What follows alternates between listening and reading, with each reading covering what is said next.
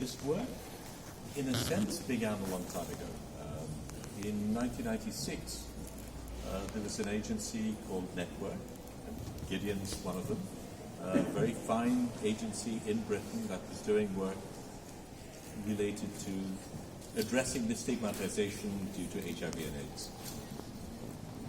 At that time, in Bangladesh, the images of AIDS, HIV and AIDS we were seeing were horror stories, skeletons, black cats, scare tactics. And I felt that a very different approach needed to be taken. So I approached the organizers, the agency Network, Stephen Mays, who was then responsible for this show, and suggested that we do a chapter on South Asia.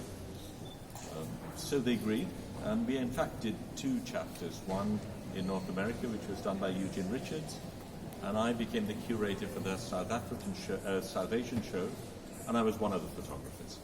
So this was one of the stories that I did, and the picture, the black and white picture you see at the bottom, is part of a story about a group of sex workers who set up a group for themselves, a self-help group, and the woman sitting, laughing, is called Hajira.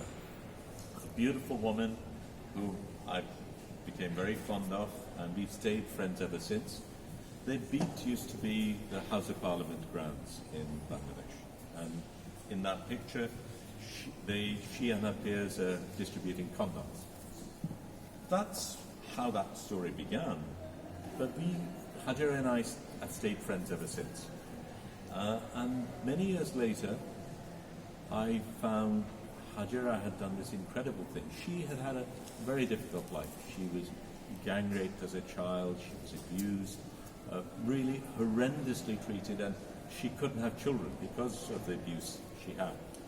And one would have thought, given a life like that, she would be very bitter about life, and hope would be the last thing you would imagine from her. But I was amazed to find that this woman had turned this thing around. She decided that she would take her life savings, and rather than complain about it or bitch about it, any of those things, she set up an orphanage for other children who might have been as her, or might have had a similar destiny to what she had. So rather than hold on to this bitterness, she decided to give hope to others. And for me, that was really phenomenal. So this work is in a place called Adabor. It's in the outskirts of Dhaka, not such a well-to-do place. That is on the upper floor of that building is where my mum used to be. She's actually moved to somewhere else now. The landlord was actually also very supportive and would provide the kids food and things like that. And when I talked to Hajira, I discovered that she was doing this on a voluntary basis. She was not drawing a salary or anything. Some of us provided some money to keep it going. I said, how do you make it happen? She did have one staff, the cook. That was important.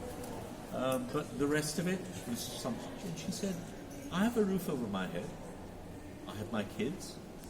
If they have shelter, I have shelter. If they have food, I have food. What more do I need? So she felt that beyond what the children had, she had no need for anything else.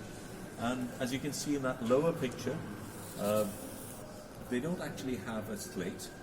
So the floor of the house that they live in is a giant slate where they learn to read and write. But she's also a very strict mother because she wants good for her children. So she insists that they look after themselves, that they have good hygiene, that they do well in school, that they look after each other, and that they pray. So there's a whole range of things she does, but she's also a very loving mother. And that combination is what perhaps all mothers are about. And I don't really have anything special to say about the work. There's no special technique about it. There's no particular methodology. I spend time with the children. They are like family to me. And Hajira is very much my sister. So this is me telling a story about my sister. Thank you. Thank you.